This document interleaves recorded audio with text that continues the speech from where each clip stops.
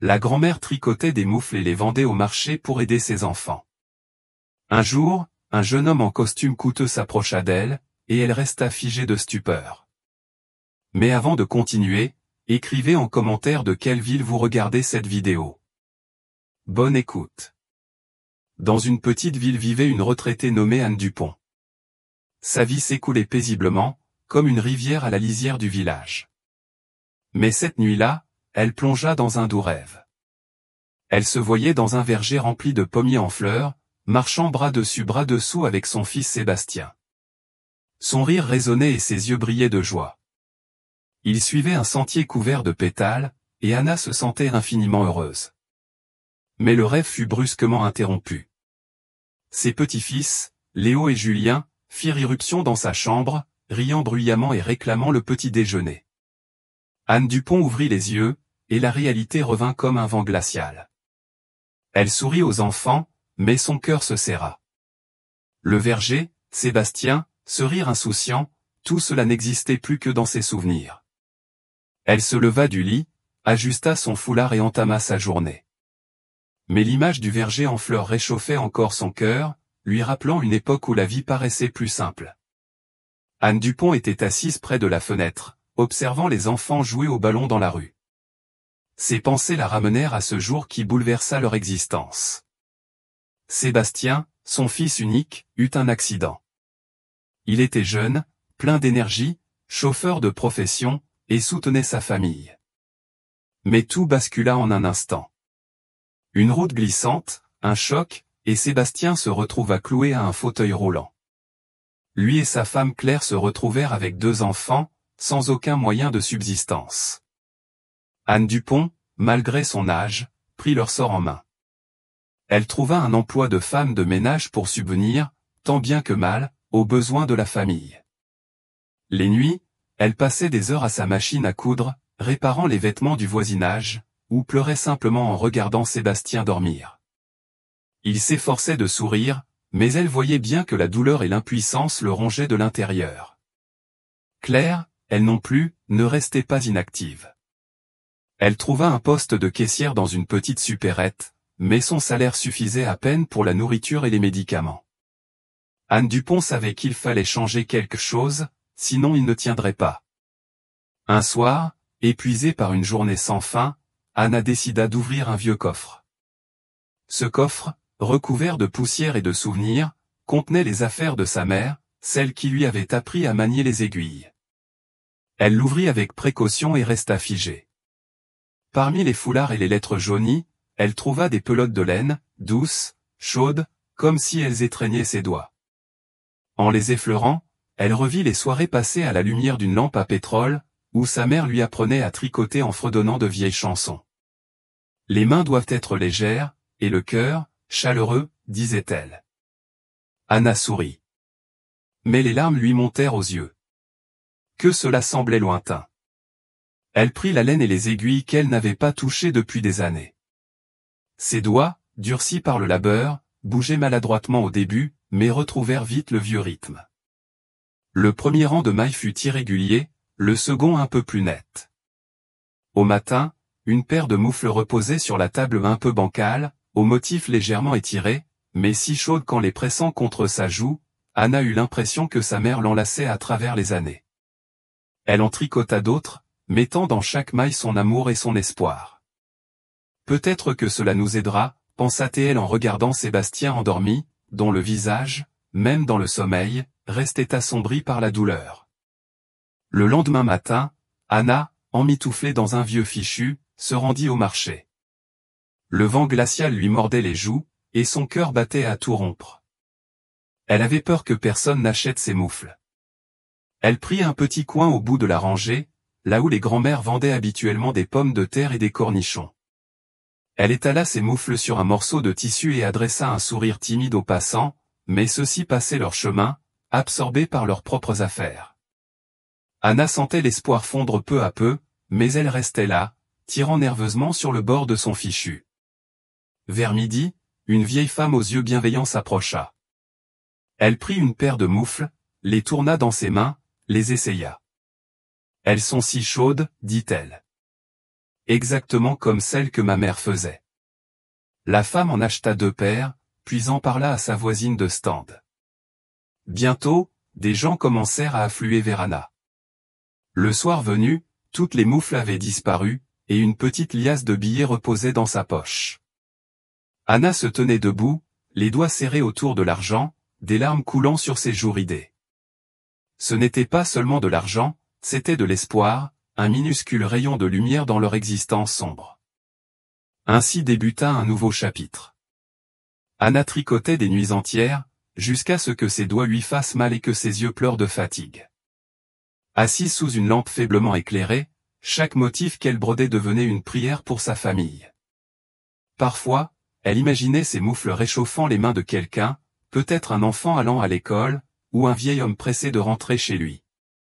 Cette pensée lui donnait de la force.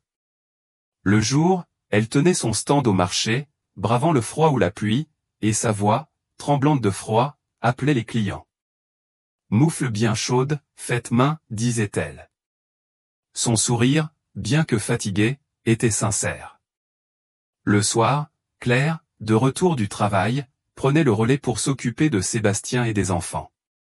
Elle voyait bien que sa belle-mère se tuait à la tâche, et son cœur se brisait. « Maman, repose-toi, je peux gérer », la suppliait-elle. Mais Anna secouait la tête.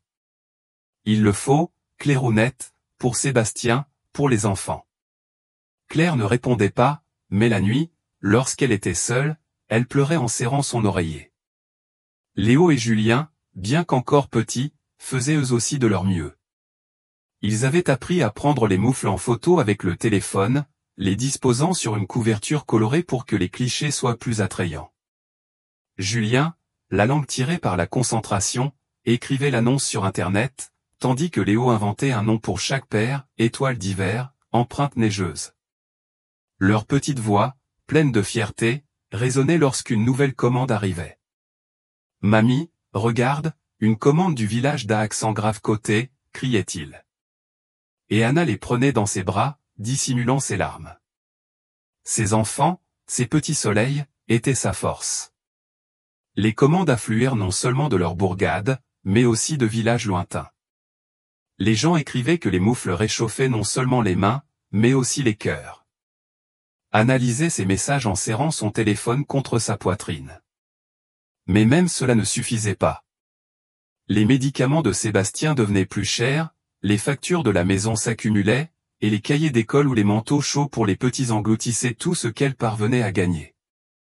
Anna ne se plaignait jamais, mais ses yeux, autrefois clairs comme le ciel de printemps, étaient désormais voilés de fatigue. Elle continuait à tricoter, à tenir son étal au marché, à sourire aux clients. Mais au fond de son cœur, la peur grandissait. Et si elle n'y arrivait pas? Et si ses forces ne suffisaient pas à sauver sa famille? Un jour, en rentrant du marché, elle s'assit près du lit de Sébastien. Il dormait, et son visage semblait si vulnérable qu'Anna ne put retenir ses larmes. Elle prit sa main, froide et fine, et murmura. « Je ferai tout, mon fils, tout ce que je pourrai. » Les larmes coulaient sur ses genoux, mais elle ne les essuya pas. À cet instant, elle fit le serment de se battre, peu importe le nombre de nuits passées à tricoter, peu importe le nombre d'hivers endurés au marché. Malgré son handicap, Sébastien s'efforçait de garder le moral. Il plaisantait avec les enfants, leur racontait des histoires, leur apprenait à jouer aux dames. Mais Anne Dupont voyait bien combien cela lui coûtait. Parfois, lorsqu'il croyait que personne ne le regardait, son visage s'assombrissait et ses yeux se remplissaient de tristesse. Elle essayait de lui parler, mais il éludait. « Maman, tout va bien. L'essentiel, c'est que vous soyez là. » Anne Dupont savait que c'était un mensonge. Elle voyait bien comment il regardait par la fenêtre, comme s'il voulait fuir sa réalité. Elle aurait voulu porter sa douleur à sa place, mais elle en était incapable. Un soir, après que les enfants furent couchés, Sébastien murmura. « Maman, je ne veux pas être un fardeau. » Ces mots lui transpercèrent le cœur comme un poignard. Elle le serra dans ses bras et lui promit qu'il s'en sortirait. Mais au fond d'elle, elle avait peur de ne pas pouvoir tenir cette promesse. Anne Dupont se tenait derrière son modeste étal, recouvert d'une toile cirée usée, où étaient soigneusement posées ses moufles tricotées avec tant d'amour qu'elles semblaient conserver la chaleur de son cœur. Le vent glacial s'infiltrait sous son vieux foulard, et elle s'emmitouflait dans un manteau qui aurait dû être remplacé depuis longtemps. Ses mains, rendues rêches par les aiguilles, tremblaient, mais elle continuait à sourire aux clients, proposant doucement ses créations. Chaque paire de moufles vendues signifiait un jour de plus où Sébastien recevrait ses médicaments, où Léo et Julien auraient un bon dîner. Ce jour-là, Anne Dupont sentit un frisson courir le long de son dos, un frisson qui n'avait rien à voir avec le froid. Elle leva les yeux et aperçut un homme, un peu à l'écart, près de l'étal de carottes et de choux. Il ne choisissait rien, ne marchandait pas comme les autres. Ses yeux, sombres et attentifs, étaient fixés sur elle. Anna se figea. Ses doigts s'agrippèrent au bord de la toile cirée. Dans leur petite ville, les étrangers étaient rares. Et cet homme, grand, les tempes grisonnantes, les rides fatiguées autour des yeux, lui semblait vaguement familier, comme un fantôme du passé. Elle essaya de détourner le regard, mais sa présence pesait sur sa poitrine comme une pierre. Le lendemain, il revint. Anna sentit son cœur s'emballer. Elle installait ses moufles, s'efforçant d'avoir l'air occupé, mais ses gestes étaient maladroits et son sourire crispé. Les clients venaient, complimentaient son travail, mais elle ne les entendait qu'à peine, gardant un œil sur l'inconnu. Il se tenait un peu plus près que la veille, et son regard, désormais ouvertement tourné vers elle, était chargé de quelque chose qu'elle ne parvenait pas à définir, de la tristesse, peut-être, ou du regret. Anna avala difficilement sa salive. Elle se souvint des rumeurs de voleurs rôdant sur les marchés, et serra malgré elle son sac contenant la recette. Mais au fond d'elle, elle savait que ce n'était pas ça. Cet homme n'était pas un voleur. Il faisait partie de son passé. Et cette pensée la remplissait à la fois de peur et d'espoir. Quand le marché se vida un peu, il s'approcha enfin. Ses pas étaient lents, comme s'il craignait de l'effrayer. Anna se redressa. Il s'arrêta devant l'étal, et un instant, leurs regards se croisèrent. Dans ses yeux, il y avait tant de douleur et de tendresse qu'elle sentit les larmes lui monter à la gorge. « Anne Dupont, vous ne me reconnaissez pas ?» demanda-t-il doucement, sa voix rauque mais douce tremblant d'émotion contenue. Un léger sourire, presque coupable, effleura ses lèvres. Anna le fixa, scrutant son visage. Les rides, une mèche grise, un regard fatigué, mais au fond de ses yeux, dans leur clarté sombre et presque juvénile, elle reconnut celui qu'elle n'avait pas vu depuis des décennies. Son souffle se coupa, et elle poussa un cri étouffé, portant la main à sa bouche. Vincent? Moreau. Sa voix se brisa, et les larmes qu'elle s'était tant efforcée de retenir coulèrent librement sur ses joues. Mon Dieu! Vincent? Il hocha la tête, et son sourire s'élargit, mais un goût d'amertume y flottait. Il baissa les yeux, comme s'il ne savait que dire, puis murmura doucement. Vous vous souvenez encore? Anna secoua la tête en essuyant ses larmes du revers de la manche. Comment aurait-elle pu oublier? Vincent, son Vincent, n'était pas de ces élèves qui s'effacent de la mémoire. Il était arrivé dans sa classe en 5e, maigre comme un roseau, les cheveux en bataille, avec dans les yeux un vide abyssal. Ses parents étaient morts dans un terrible incendie quand il n'avait que 7 ans. Depuis, il vivait chez sa grand-mère, une femme frêle qui peinait à joindre les deux bouts. Anna avait vu sa douleur, sa solitude, et son cœur s'en était brisé. Elle avait essayé d'être plus qu'une simple enseignante. Elle lui apportait des sandwichs, lui achetait des cahiers, restait après les cours pour lui parler des fleurs et des oiseaux, espérant détourner son esprit de son monde trop sombre. Mais Vincent était comme un petit animal sauvage pris au piège. Il acceptait son aide, mais la tenait à distance, se cachant derrière un regard farouche et des mots brusques. Parfois, il esquissait un rare sourire, timide, presque invisible, qui donnait à Anna l'espoir de pouvoir le sauver. Mais à l'adolescence, il changea. Il commença à sécher les cours, à se battre, à traîner avec une bande qui ne présageait rien de bon. Anna tenta de lui parler, de l'atteindre, mais il la repoussait, mordant, jusqu'au jour où il disparut. Elle avait appris qu'il avait quitté la ville, et cette nouvelle l'avait anéanti. Elle s'en était voulu, des nuits entières à se demander ce qu'elle aurait pu faire de plus, ce qu'elle aurait dû dire, ce qui aurait pu le retenir.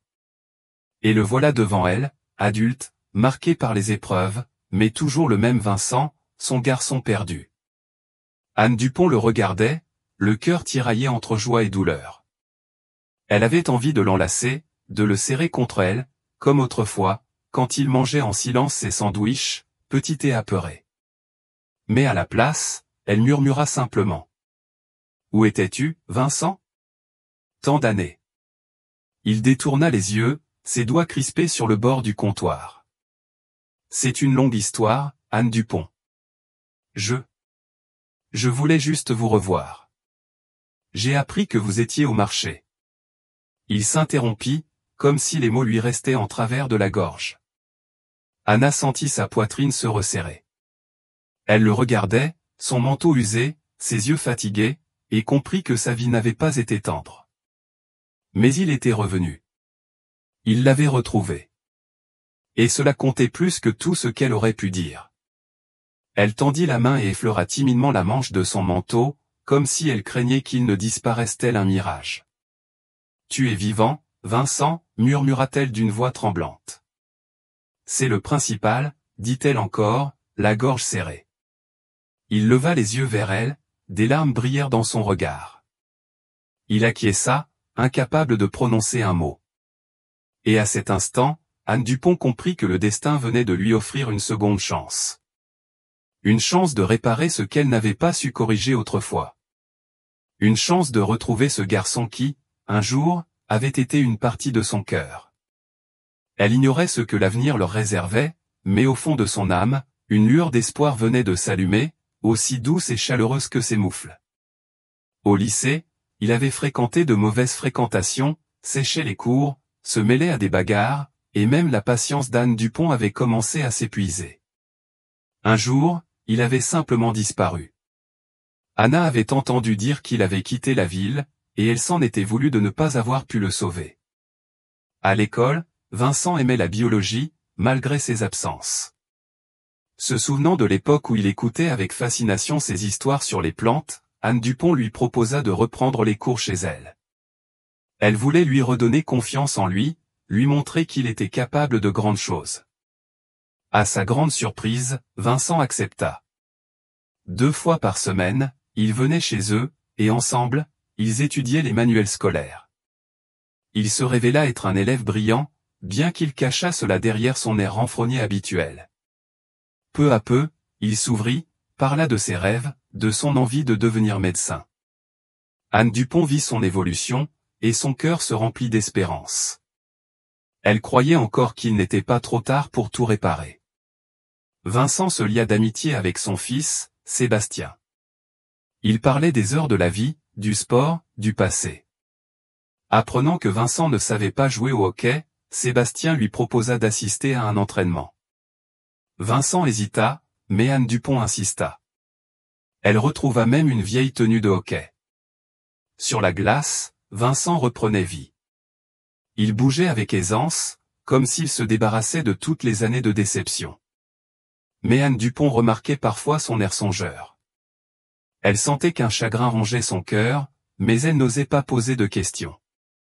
Un jour, Vincent lui avoua qu'il était tombé amoureux. À l'entraînement, il avait rencontré une fille venue soutenir son frère. Elle était gentille, enjouée, et Vincent ne pouvait détacher son regard d'elle. Anne Dupont était heureuse pour lui, mais elle voyait aussi combien il souffrait. Peu après, il apprit que la jeune fille était amoureuse de Sébastien. Elle avait confié à Vincent qu'elle admirait sa force de caractère et sa bonté. Vincent en fut anéanti. Il se mit à s'éloigner de la famille, cessa de venir aux entraînements. Anne Dupont tenta de lui parler, mais il éludait chaque tentative. Un jour, à nouveau, il disparut. Et voilà qu'il était revenu. Vincent raconta qu'après le lycée, il était parti pour recommencer sa vie à zéro. Son amour non réciproque lui avait brisé le cœur, mais il avait décidé de ne pas abandonner. Il avait intégré une faculté de médecine, était devenu médecin, et travaillait désormais dans une clinique de la capitale. Il avait épousé une femme prénommée Hélène, qui l'avait soutenu en tout. Ils avaient une fille qui grandissait auprès d'eux. Vincent semblait heureux, mais dans ses yeux, Anne Dupont percevait l'ombre d'une vieille douleur. Ils commencèrent à discuter, et Anne Dupont l'invita chez elle. Vincent accepta, bien qu'il parût sur ses gardes. Lorsqu'il entra dans la maison d'Anne Dupont, le temps sembla s'arrêter. Sébastien, assis dans son fauteuil, leva les yeux, et son visage s'illumina de surprise. Claire, qui s'essuyait les mains sur son tablier, se figea sur place.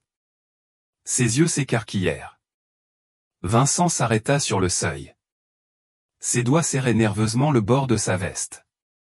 Il regardait Sébastien, son ami d'enfance dont la vie avait été brisée, et Claire, la jeune fille qu'il avait aimée si fort que son refus lui avait brisé le cœur. Un malaise épais, comme un brouillard d'hiver, emplissait la pièce. Vincent baissa les yeux, sentant sa gorge se nouer sous le poids des mots tus. « Vincent, c'est vraiment toi ?» demanda Sébastien d'une voix tremblante, mais pleine d'une joie sincère. « Oui, Sébastien, je suis de retour », répondit Vincent en toussant pour dissimuler son émotion. Il ne savait que faire de ses mains, son regard allait de Sébastien à Claire. Elle ne disait rien, mais ses yeux, pleins de chaleur et de tristesse, parlaient pour elle. Vincent sentit la vieille douleur qu'il avait essayé d'enfouir renaître dans sa poitrine. C'est alors que Léo et Julien firent irruption dans la pièce, brisant la tension. Leurs voix cristallines emplirent la maison de vie. « Comment tu t'appelles ? T'as un chien ? » Les questions fusaient, et à son grand soulagement, Vincent sourit. Il s'assit sur une chaise, répondant aux enfants, et pour la première fois de la soirée, il se sentit un peu plus libre. À la surprise d'Anne Dupont, Sébastien éclata soudain de rire et proposa une partie de cartes. Ses yeux, d'ordinaire éteints, s'animèrent d'un éclat espiègle, comme autrefois, quand il jouait au ballon avec Vincent dans la cour. Anne Dupont les regardait, le cœur serré de tendresse. Pour la première fois depuis des années, leur maison résonnait de rire, du tintement de la vaisselle et du doux tumulte de la vie. Claire, souriante, posa une théière et une assiette de biscuits sur la table. Vincent, oubliant sa gêne, se laissa entraîner dans le jeu. Mais Anne Dupont remarquait son regard parfois figé sur Claire, qu'il détournait aussitôt, comme s'il craignait de trahir ses sentiments. Plus tard, quand les enfants partirent jouer et que Claire s'occupa de la vaisselle, Vincent demanda la permission d'examiner Sébastien. Il parlait d'une voix calme et professionnelle, mais ses mains tremblaient lorsqu'il touchait son ami. Anne Dupont le vit froncer les sourcils en lisant les anciens rapports médicaux, et son cœur se serra d'inquiétude. Puis Vincent leva les yeux, et dans son regard brillait une lueur d'espoir. Il y a une chance, Sébastien. Faible, mais réelle. Je peux organiser l'opération. C'est moi qui la ferai. Sa voix était ferme, mais une détermination sincère la faisait vibrer. D'ici 1 an, ou peut-être 2, tu pourras remarcher. La pièce se figea. Anne Dupont sentit les larmes lui brûler les yeux. Elle regardait Vincent, cet homme devenu adulte, qui autrefois n'était qu'un garçon perdu, et elle n'arrivait pas à croire qu'il était revenu pour sauver son fils. Sébastien serra les poings, ses lèvres tremblaient. Claire, debout dans l'embrasure de la porte, se cacha le visage dans les mains, ses épaules secouées de sanglots. Léo et Julien, ne comprenant pas ce qui se passait, se jetèrent dans les bras de leur père. Leur voix joyeuse se mêlait aux pleurs étouffés. « Tu es sérieux ?» demanda Sébastien, la voix brisée, laissant pour la première fois depuis des années couler ses larmes. « Je ne sais pas, ça doit coûter très cher. » Vincent secoua la tête, les yeux brillants. « Non, Sébastien. C'est mon devoir. Vous étiez ma famille, à une époque où je n'avais personne. » Anne Dupont s'avança et le serra dans ses bras, comme une mère aurait enlacé son fils. Ses larmes coulaient sur ses joues, tombant sur l'épaule de Vincent, tandis qu'elle murmurait. « Merci, Vincent, merci d'être revenu. » Claire s'approcha la dernière. Elle regardait Vincent avec une telle gratitude que son cœur se serra. Il se souvint de son sourire d'antan, de son rire, et de la vieille blessure qu'il avait portée pendant tant d'années. Mais désormais, dans ses yeux, il ne voyait que de l'amour pour Sébastien, pour les enfants, pour cette famille et, d'une étrange manière, cela lui apporta la paix. Il esquissa un sourire maladroit et détourna la tête pour cacher ses larmes. Vincent était un homme de parole, mais même lui n'aurait pu imaginer combien le chemin pour tenir sa promesse serait difficile. Apprenant l'état de santé de Sébastien, il passa des nuits blanches à consulter des revues médicales, à appeler des collègues et à élaborer un plan opératoire qui permettrait peut-être à son ami de remarcher. Il savait que les chances étaient minces, les risques énormes. Mais chaque fois qu'il fermait les yeux, il revoyait le visage d'Anne Dupont, ses yeux fatigués pleins d'espoir, et entendait sa voix tremblante. « Merci, Vincent, d'être revenu. » Ces mots étaient devenus sa boussole. Vincent consacra toute son énergie à la collecte de fonds. Sa voix tremblait lorsqu'il racontait l'histoire de Sébastien, non pas simplement un patient, mais un ami, un frère qu'il avait autrefois perdu. Ses collègues, d'abord sceptiques, virent la flamme dans ses yeux et, un à un, acceptèrent de l'aider. Vincent vendit ses vieilles affaires, renonça aux vacances, économisa surtout pour ajouter ne serait-ce qu'un peu à la somme réunie. Il n'en parla jamais à Anne Dupont, mais chaque rouble, chaque minute de son temps était dédiée à un seul objectif, rendre la vie à Sébastien. Une année s'écoula dans un flou. Anna, Claire, Léo et Julien vécurent dans une attente tendue, suspendus aux moindres paroles de Vincent. Il leur rendait visite, apportait des nouvelles, racontait les progrès, mais son visage toujours grave ne leur laissait jamais totalement espérer. Chaque nuit, Anna priait devant l'icône dans un coin de la pièce, ses murmures se mêlant au léger grincement des aiguilles à tricoter qu'elle ne quittait jamais. Les moufles qu'elle confectionnait étaient sa manière d'apaiser l'angoisse. Chaque motif était une prière, chaque point une foi en un miracle. Le jour de l'opération arriva. Sébastien, palmé avec une détermination inébranlable dans le regard, serra la main des Claire avant d'être emmené au bloc. Incapable de rester en place, Claire faisait les 100 pas, triturant nerveusement le bord de son pull. Vincent, vêtu de sa blouse de chirurgien, vint à leur rencontre avant le début de l'intervention. Son visage était livide, mais il trouva la force de sourire. « Je ferai tout ce qui est en mon pouvoir », dit-il en regardant Anna droit dans les yeux. Elle acquiesça, incapable de prononcer un mot. L'opération dura 7 heures. 7 heures qui semblèrent une éternité. Anna, assise sur une chaise dure de l'hôpital, tremblait de tout son corps, son cœur battant si fort qu'il semblait résonner dans tout le couloir. Claire se levait sans cesse, allait chercher de l'eau, étreignait les enfants. Ses yeux rougis trahissaient des larmes qu'elle tentait de cacher. Léo et Julien, épuisés par l'attente, s'endormirent blottis l'un contre l'autre. Anne Dupont les recouvrit de son châle, comme pour les protéger du monde entier. Lorsque les portes du bloc s'ouvrirent enfin, Vincent apparut, titubant de fatigue. Sa blouse était froissée, ses cheveux collés à son front, mais dans ses yeux brillait une lumière. Il regarda Anne Dupont et dit d'une voix calme. « Nous avons réussi. Il pourra marcher. » Anna poussa un cri de surprise, ses jambes cédèrent et Claire la rattrapa, l'entourant d'une étreinte si forte que toutes deux se mirent à trembler. Les larmes jaillirent. Elle pleurait, riait, murmurait des remerciements, incapable de croire à ce miracle. Vincent, en retrait, laissa ses épaules s'affaisser. Il se détourna pour dissimuler les larmes qui coulaient sur ses joues. Il savait que ce n'était pas qu'une opération. C'était son devoir, son acte de rédemption pour les années où il avait abandonné cette famille, pour tous ces instants où il avait cru ne pas mériter leur amour. Une année de rééducation exténuante suivit. Sébastien, les dents serrées, réapprenait à bouger, soutenu par Anna, Claire et les enfants. Vincent venait dès qu'il le pouvait, aider aux exercices, apportait de nouveaux médicaments. Sa présence devint une ancre pour la famille, leur force silencieuse. Et le jour tant attendu arriva. Dans une petite salle d'hôpital, imprégnée d'odeurs de médicaments et d'espoir, Sébastien, appuyé sur un déambulateur, fit ses premiers pas. Son visage était tendu. La sueur perlait sur son front, mais dans ses yeux brillait la vie, celle qu'il pensait perdue à jamais. Anna était à ses côtés, lui tenant la main. Ses larmes coulaient sans fin. Elle pleurait comme un enfant, sans honte, sans cacher son visage, car ses pas étaient sa victoire, sa prière exaucée par les cieux. Léo et Julien, débordant de joie, sautaient partout. Leur voix claire emplissait la pièce de rire.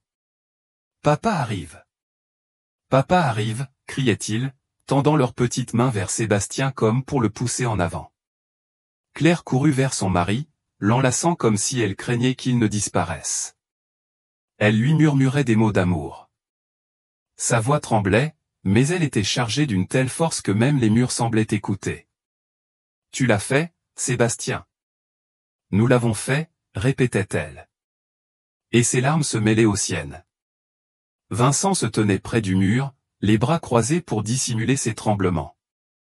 Il regardait cette famille, Sébastien, faisant ses premiers pas depuis des années, Anne Dupont, dont le visage rayonnait à travers les larmes, Claire, dont l'amour était plus fort que toute douleur, les enfants, dont le rire éclipsait le soleil. Sa gorge se serra, et il ne put retenir ses larmes. Elles coulaient sur ses joues, brûlantes et lourdes, lavant les années de culpabilité, de solitude, de regret. Il savait qu'il avait fait plus qu'une opération. Il avait redonné à cette famille l'espoir, la foi en demain, la certitude que même les nuits les plus sombres finissent par une aurore. Anna se tourna vers lui, les yeux brillants. Elle fit un pas, posa son visage entre ses mains. Ces mains-là qui avaient tricoté des moufles, essuyé des larmes, maintenu sa famille unie. « Vincent » murmura-t-elle, et sa voix débordait d'un tel amour qu'il se sentit à nouveau comme ce petit garçon qu'elle avait un jour sauvé. « Tu nous as rendu la vie. Merci, mon fils. » Vincent ferma les yeux, et les larmes redoublèrent. Il la serra contre lui, comme un enfant, et à cet instant, il sut qu'il était enfin rentré chez lui. Cette nuit-là, Anna rêva encore du jardin en fleurs. Il était plus éclatant que jamais, baigné de lumière dorée, avec des pommiers couverts de fleurs et une herbe douce comme de la soie. Dans ce jardin, Sébastien marchait avec assurance, sans douleur. Son rire résonnait comme dans sa jeunesse. Claire dansait à ses côtés, ses cheveux volant dans le vent, son sourire identique à celui du jour de leur mariage. Léo et Julien couraient sur le sentier, leur voix se mêlait au chant des oiseaux, et leur petite silhouette faisait partie de ce monde enchanté. Un peu plus loin se tenait Vincent. Son visage était paisible, et dans ses yeux brillait la paix qu'il avait tant cherchée. Il regardait la famille, et son sourire était discret mais rempli de lumière. Anna savait que ce jardin fleurirait à jamais dans son cœur. Il était tissé de leurs larmes, de leur lutte, de leur amour. Et désormais, il était leur maison. Un lieu où ils étaient tous ensemble, malgré les années de douleur et de perte. Elle se réveilla avec un sourire, ressentant dans son âme la chaleur de ce jardin, et comprit que leur famille, ayant traversé l'enfer, était désormais unie, plus forte que jamais. Et c'était là leur victoire.